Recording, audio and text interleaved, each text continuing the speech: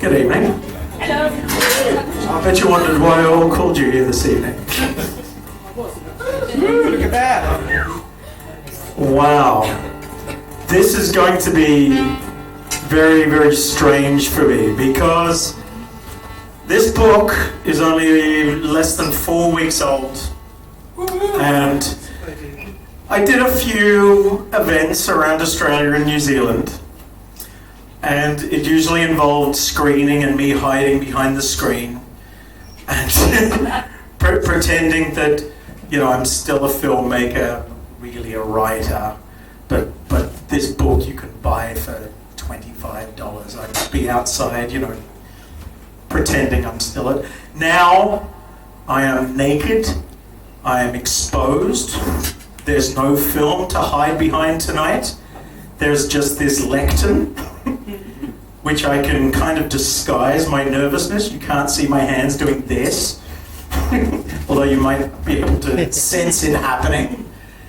But who I can sit proudly beside are these two wonderful musicians, Skye Staniford and Hannah Jane.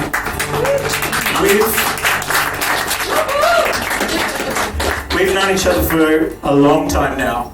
We've shared a stage a few times in various guises, but never have we done a book reading before. I think this is new. This is different. So these guys are, oh, thank God. Now I can hide behind a sangria though. So it wasn't me, it was the alcohol talking. All right?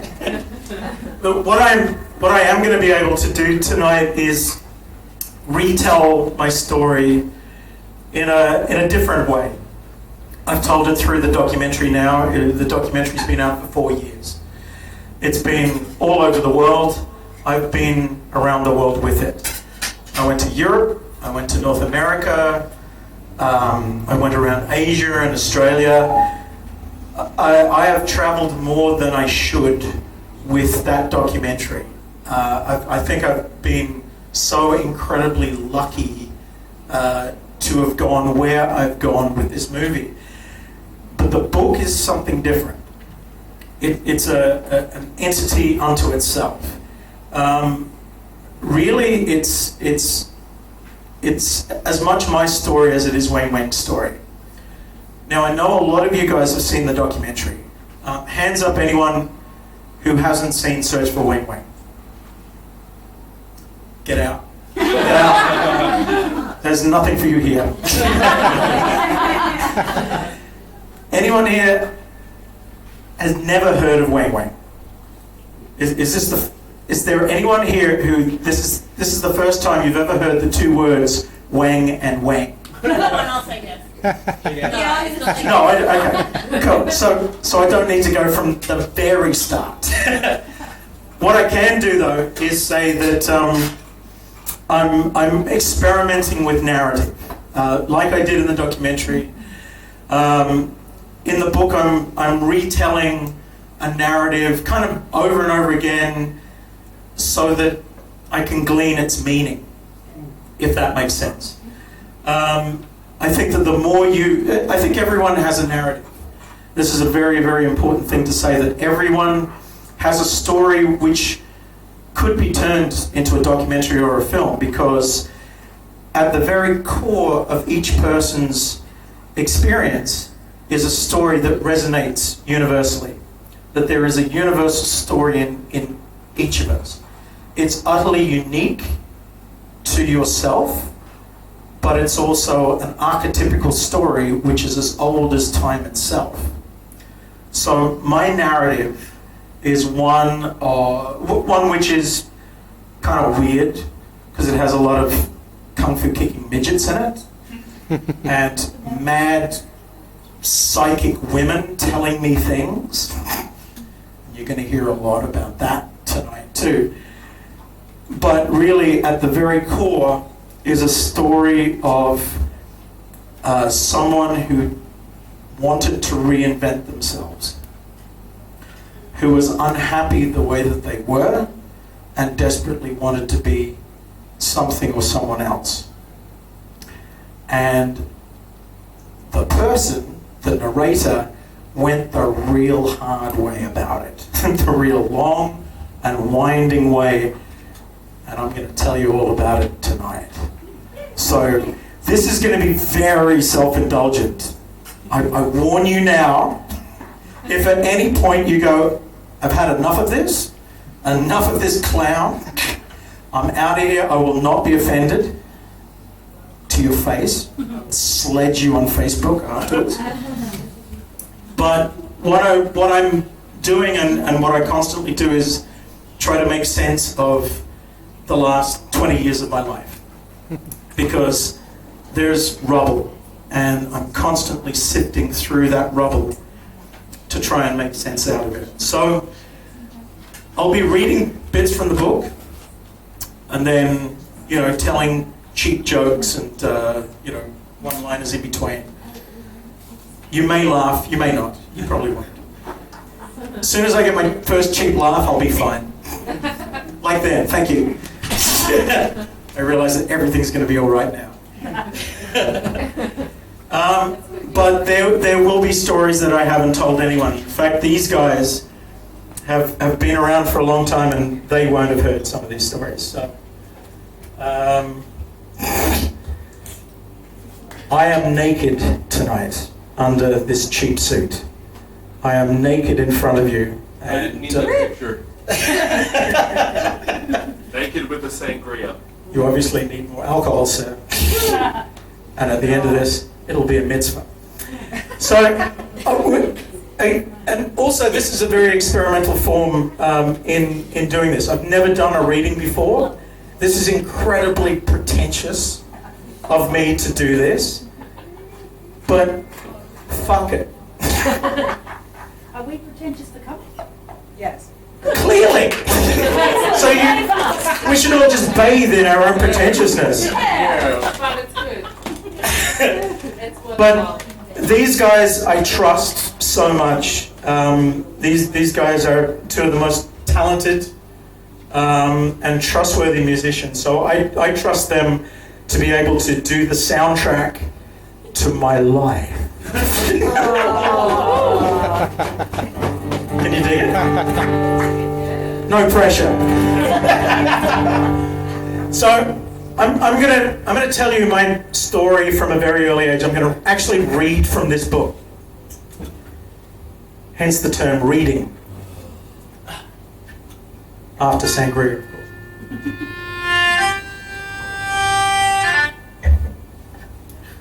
I'm also incredibly old these days, and it's going to take a monumental effort for the words to focus on the paper. So if you see me do this, you know that my cataracts are failing me awfully. So here we go. This is me from a very young age. I was most definitely a child of the 70s, weaned on Ray Harryhausen fantasies. Everybody was kung fu fighting, and Blackbeard's Ghost. There were few English language TV stations. Much of 1974 to 77 was spent in Oman, peering through a static snowstorm, trying to make our broadcast from Tehran in Iran. The only accessible films were projected from 16mm onto the side of our work camp social club.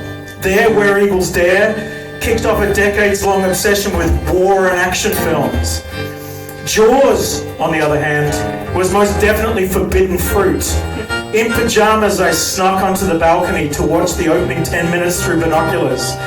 The scopophilic thrill, a confirmed voyeur at age 6, the link was forever bonded between cinema and transgressing social taboos, and for searching for the other amidst the detritus of disposable culture. From Abu Dhabi to Bahrain in 1979, the year home video hit an entire universe of hitherto denied cinema suddenly opened its gaping jaws. For a geeky 9-year-old, Bahrain was like the Wild West of the movie world. Within months, around 50 video stores had sprung up. Not the kind we're used to, mostly back alley, holes in the wall, no video covers on shelves, just typed or handwritten lists in English and Arabic on plastic sleeves, and pigeonholes crammed with mainly Betamax tapes copied from late night BBC. Or in the case of the so-called new releases, filmed off cinema screens, then bootlegged between one hole and another. You were often blessed to see only a 5th or 6th generation knockoff with chalky outlines, tape rolls, background humming. To be honest, I miss it as a genuine aesthetic, one completely lost on today's Blu-ray completists. I remember the first time I watched The Exorcist, Linda Blair looked like she'd been filmed through an aquarium full of dead fish, and made the film seem infinitely more terrifying. I was like the proverbial kid in the candy shop, consuming anything and everything cinematic until my stomach ached. Our first video player was a Toshiba Betamax, the size of a small suitcase with heavy, it was as if it was filled with bolts. It had a play button you needed your entire body weight behind to depress. A year later, we bought 2 Sony Betamax recorders, the ones with remotes attached with a cord, and wired them up to each other. With my bootlegs of bootlegs, I started my Leavold video library, operating out of our Manama lounge room, and I made a small fortune. Get this, George Lucas, bootlegging Return of the Jedi from Betamax a week after its London premiere. Not that I gave a single shit about the Star Wars franchise or any of the big budget popcorn shite that Generation X were consuming without a second thought. I was busy in pop culture's dustbin, rummaging around for the most eccentric of its cut-offs. Carry-on films, hammer horrors, Italian splatter, raised on Friday TV marathons of Bollywood and Egyptian musicals. I should have known that I'd be forever predisposed to international cinema weirdness. So then there's a whole bunch of shit about high school. It's basically, it's more of the same. But then we get to the trash video year. So you guys know that I opened up a video shop, okay? Now some of you guys work there. Kelly Lloyd, I'm looking at you. A lot of you guys rented from there. And I know that you probably still owe me some late fees. So trash video was the dream when I was growing up. There was another dream as well, and that was to be a filmmaker, but that was just so unreachable. But the dream was to have every video that I ever loved, every biker film, every Italian splatter movie, zombie flesh eaters, sitting in a Fulci section, you know, that kind of thing. And in December 1995, so this is, holy shit, 22 years ago, in the valley, underneath the zoo, Trash Video was born. The shop began as a seedy hole in the wall, reminiscent of my Bahrain days, I now suspect.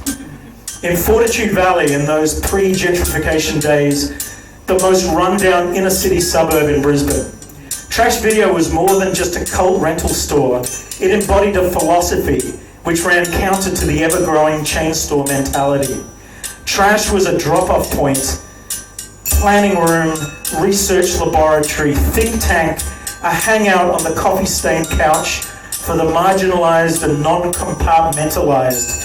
Filmmakers and film collectors would send their movies, we'd screen them in the shop at film nights, on our weekly community TV show Schlock Treatment, for 15 years until 2010.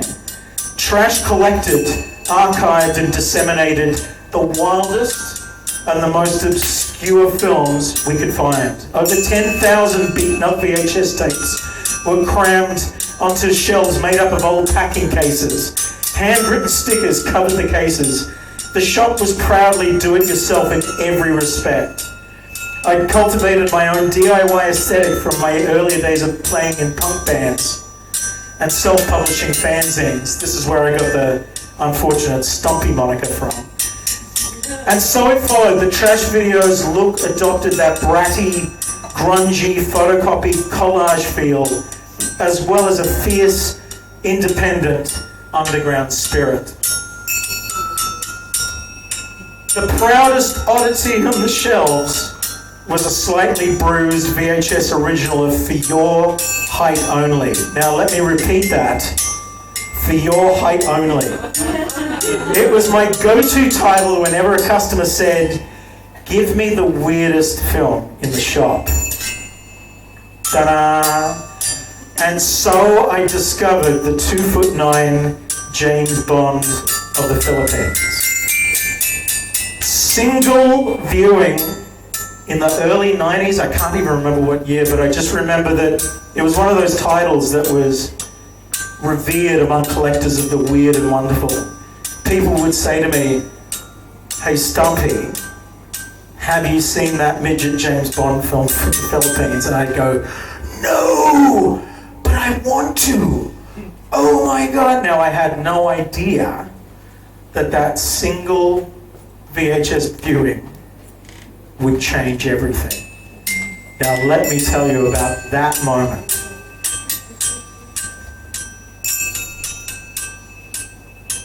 Over the astounding course of the ratty VHS tape's running time, our 2'9" hero, Agent 00, played by Weng Weng, a curious little brown creature with a receding Ramones bowl cut and an all-white suit and tricked straw boater hat, cracks an international ring, gets the girl, if you've ever seen it, and infiltrates the secret lair of evil criminal mastermind Mr. Giant, portrayed by a 3-foot dwarf, of course. All with an armful of miniature gadgets and his signature move of punching someone in the balls, then running between their legs. The film is essentially an endless goon parade, dominated by one scenery-chewing screen villain after another, and punctuated with waves of stuntmen, mown down in what must have been the highest bullet count in screendom.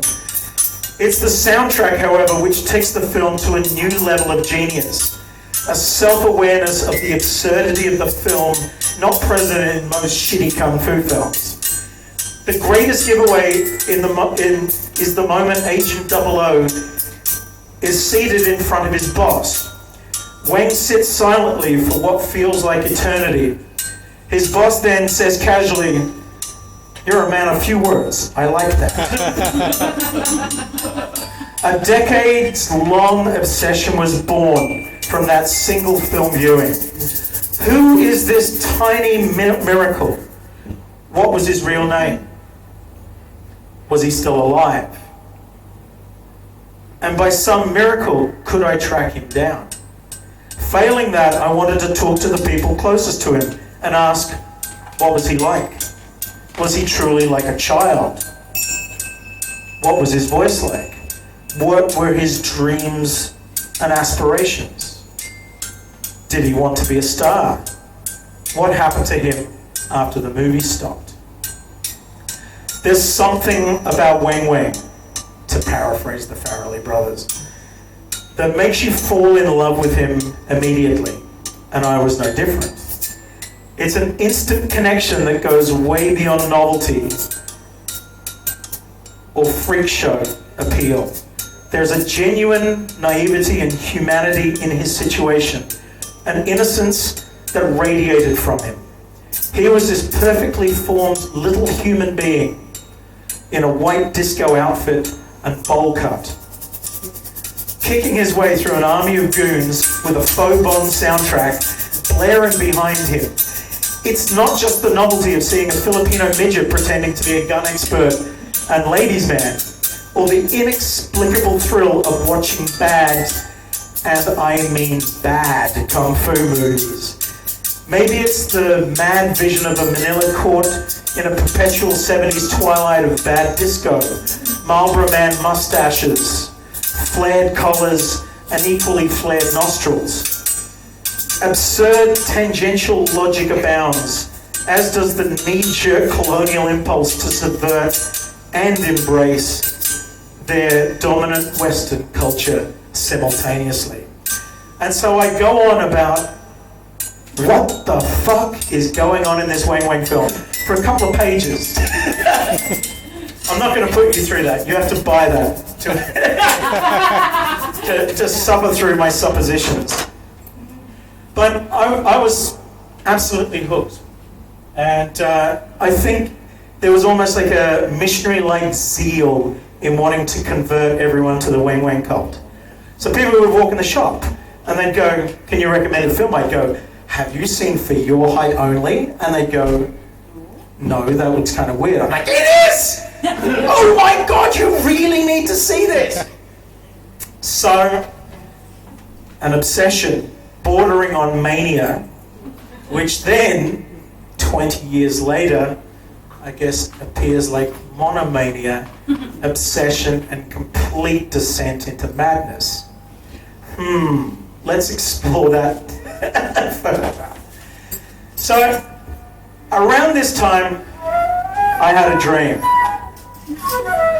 I dreamt that I was in a Manila hotel room with a camera in one hand and a telephone in the other. And I was saying to someone in a cultural centre somewhere in Manila, "My name is Andrew Leavold, I'm a filmmaker from Australia," which was a lie at the time. "And I'm here in Manila doing a documentary about Weng Weng." Woke up and went, "Holy shit, that's a great idea." Went back to sleep, forgot about it for about 15 years. Meanwhile, and here's one of the stories that's not in the book, because it gets a little odd around here. A friend of mine, Ingrid, was with me up on the Sunshine Coast. We'd just done a Bollywood screening. And we were sitting at a party and drinking away. All of a sudden, she started looking around the room and she's like, "Who is that? Who is that?" And I'm like, "Oh fuck, here we go.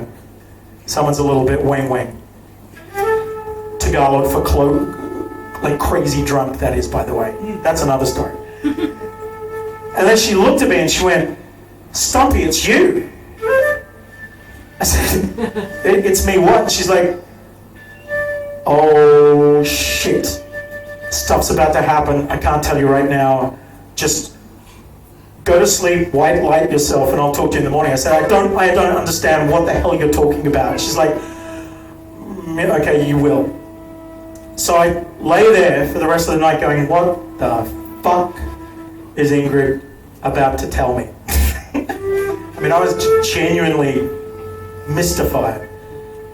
She took me to breakfast the next morning in Caloundra, and she went, "Okay, this is going to seem a little weird, but you're about to do something." And by this stage, I'd been in the shop for 10 years. I was getting a little bored, and I was starting to run out of money, and the shop wasn't doing as well. But she said, "All right, something's about to happen. You're going to have to prepare yourself for your life changing beyond recognition." I'm like, "Okay, Ingrid, whatever." She's like, no, trust me." She said, I have this ability to listen to the stuff that's coming out of the top of your head." I'm like, she's like, no. She said, "You're telling me that your higher self, or whatever you want to call it, is telling me this to tell to you. You're about to go somewhere near Singapore." I'm like, "America?" She went, "No." I said, "England?" She's like, "No, somewhere near Singapore." I'm like, "Oh, fuck, I don't want to go to Asia." And she's like, "Okay, well, you will. And what you will discover there, it's not exactly film, it's kind of film, but it's more like investigative journalism. And what you discover and what you write about is going to change the way that people think about their own culture when they read it. I was like, okay. And she said, and you will not stop traveling. Everything will change. However, you will need to lose your shop first. I'm like, oh, I'm not going to fucking close my shop just because a crazy pseudo mystic tells me to. She's like, well, no, you are doing this, but you have chosen the hardest path to achieve your dream. And you will transform your life beyond recognition, but you will have to lose your shop. So I'm like, okay, all right, Ingrid, whatever you say. And I sat on the train going back to Brisbane, back to the shop. I'm like, near Singapore. It's like, Manila? It's like, ooh, I wonder if I'm going to do that Weng Weng thing. So anyway, I started thinking, I might be able to manifest this. If I, because, you know, I thought about the shop, and I was able to bring the shop into existence. I thought, what if I imagine doing a documentary about Weng Weng? I might actually be able to make it happen. I mean, crazier things have happened before. So I thought, okay, how do I do this? So I started researching Philippine films, started writing about Weng Weng films. All of a sudden, the head of Brisbane Film Festival, Anne Demigaro, says, Andrew, would you like to program a Filipino section at the next BIFF? I went, yes! And I did. Then the head of Cinemanila Film Festival comes up to me, sees my I Heart Weng Weng t-shirt that I wear at my little cut-up, and he goes, hey man, Weng Weng, I love Weng Weng too! I had no idea he was a Filipino. I thought he was just, you know, trying to come on to me. I was like, and he's like, no man, you come over to the Philippines. Come and do this thing, you know, do your cut-up. I was like, shit, I'm going to Manila. So I went, what if I take a video camera and I start asking everyone there, do you remember Weng Weng? Do you remember Weng Weng? So I did. And all of a sudden I'm in Manila at a film festival. I'm running around talking to filmmakers. Do you remember Weng Weng? No. Do you remember Weng Weng? And they're like, the midget? We try to forget that stuff. I'm like, oh shit. This is like kind of embarrassing, kind of shameful to a lot of people in the Philippines. So anyway, I kept asking. And then I ran into a guy in a car park. I said the same question. Do you remember Weng Weng? He said, yeah, I edited all 10 of his movies. Uh-huh. And so you can actually hear it in the documentary, me go, no! I couldn't believe what I was hearing. He's like, yeah, but Weng Weng was dead. However, I met his editor. And I thought, if my documentary that I'm starting to make is about anything, it may be that I've gone all the way to the Philippines to run into his editor in the car park, and that's as far as I get. It's going to be a shit movie, but it will speak volumes about how you look for the absolutely impossible and you just run into dead ends. Okay, that's my search for Weng Weng story. All of a sudden I get an email while I'm back at Trash Video. Hey dude, come on over. There's an Italian zombie film getting filmed over here. I'm like, oh god, I gotta see this. So I mortgaged the shop again. Went over to the Philippines, ended up having coffee with a child actor, and he said, how far did you get with Weng Weng? I said, I ran into his editor. He's like, well that's fucking useless, isn't it? He said, here, I've got a leg man, one of the guys who looks after, scheduling.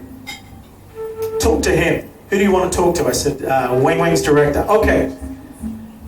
Meet you at National Bookstore on Wednesday. All of a sudden I'm sitting at a table with Eddie Nicker, the director of For Your Height Only, the director of my favorite film. And he said, I can't even remember Weng Weng's name. I'm like, holy shit! I've come to the Philippines a second time. And I get as far as the director, he can't even remember Weng Weng's real name. Another brick wall. All of a sudden the late man goes, I found his brother. Everything changed. All of a sudden, I'm in a barangay in the poorest part of Manila, face to face with a 5'5" version of Weng Weng. Let me read you that bit.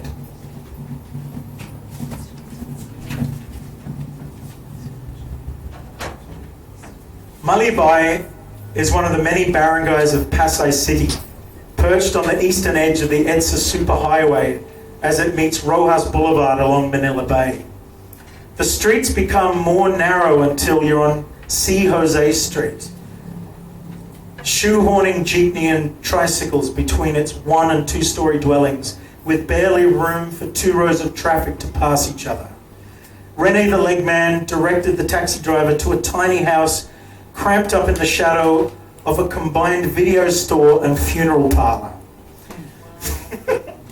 Weng Weng's only sibling, Cecilio, or Selling de la Cruz, and his family live in this rudimentary single-story cinder block structure. 1 cooking and sleeping area, 1 small lounge next to the steps, and 1 narrow ablutions room. Selling drove a jeepney for a living. Wife Editha operated a sari store, the type selling cigarettes, booze, and phone credit that's endemic to every street corner in the Philippines, from the pavement frontage of their postage stamp of a yard. The shop was closed that day. I walked through the gate and into their modest homestead. Both Selling and Editha were waiting for the first foreigner to ever track them down. My mother and father are gone. Everyone's gone, a graying Selling told me mournfully in Tagalog. Nina from Cinemanila translated. I'm the only one left. Everyone got sick. I couldn't believe my eyes at the time. Sitting before me, surrounded by statues of Santo Niño and other religious icons, was a 5.5 feet vision of Weng Weng. Most of the family's mementos have been washed away over the 30 years of floods and typhoons. What has survived was in a sheath of papers Editha rescued from under a table. A birth certificate for, Eddie was right, Ernesto, and sadly, a death certificate. I now had a name, place, and date for his birth and passing. For the first time, Weng Weng, real name Ernesto de la Cruz, was becoming a flesh and blood person rather than a 2-dimensional cartoon. The family name de la Cruz, incidentally, is a common surname akin to Smith. Juan de la Cruz is thus the Filipino everyman, the equivalent of the English-speaking world's John Smith. Selling then drove myself, Nina and Rene deep into the barangays of Baclaran, between 1- and 2-story houses sandwiched together on either side of streets even narrower than Malibay. The jeepney eventually pulled up outside the very house where Weng Weng was born. Inherited by Selling, the modest 2-story dwelling is surrounded by the De La Cruz family's original neighbours. Selling rents to his own son Carlito, a tricycle driver by profession, and his family. The people Weng Weng grew up next to were more than happy to talk. After more than 20 years after Weng Weng passed away, he is still considered a celebrity and barangay success story. Out of the original tenants, several clans still live in Unida Street. Many of the original families, such as the Adriano clan from the corner house, are long gone, but not Nelson Magbantay, who still resides with his grandmother Narcisa Ignacio's home, 2 doors down from the De La Cruz house. Says Nelson, Weng Weng, we don't treat him like others, because for me, our family loves Weng Weng. We treat him as one of us. Even the family, we're so close. Diagonally opposite is the Relosa house and sari store run by Remedios Relosa Dichoso, or Emmy for short, Weng Weng's classmate. Grade 1, she proudly tells me. That's the real Weng Weng, her brother Ray Reloso announced as Emmy passed him a family album. A vastly more primitive vision of 2487 Oneida Street appeared in the background of a photo of Weng Weng in a blue uniform, surrounded by neighborhood kids and Ray's Uncle Ricky. And this is their house, he said, pointing to the wooden staircase at the front of the shack. It's a nipa hut, really. It's made of bamboo and old wood. An old house, recalled Nelson, like a less fortunate house. The stairs is almost collapsing. Then the wall and the floor, it's full of termites and snakes. There's soil there and full of cockroaches and rats. Whenever I stay there in their house, even in the kitchen, you can see the visiting rats looking for some food. It was so dirty and old. If you see their house, maybe you will not know it's Weng Weng's house, the one of the famous actor. Oneida Street remains a close community. Everyone hangs out on the street talking, laughing, drinking, living. You can even get a sense that the ghost of their most famous resident is everywhere. Ray waved his arm around the street. Even here, tumbling. He's climbing the trees. He's a very joyous person. He's fond of karate, skydiving. He can even jump on the roof with the use of umbrella. Ray laughed. He's a real black belter and a parachutist. He parachutes. Sometimes he's not even wearing a parachute. Not just kidding. This is the place where he plays, where he does all the things that the world does not know. So I said to Ray, so the neighborhood is still very proud of Weng Weng's achievements. Yeah, Ray agreed. Yeah, we're proud. But we also became sad of what happened. Became sad of what happened. I do not know who got rich in this, but I'm sure someone got rich. I won't say, but I know. Ray then looked directly into my camera. You know what I'm talking about, he asks the unseen jury. You know what I'm talking about. So that was Weng Weng's neighbor, who just hinted at a story which I started to explore in the documentary. As I got the next piece after piece, I discovered that Weng Weng, the famous actor,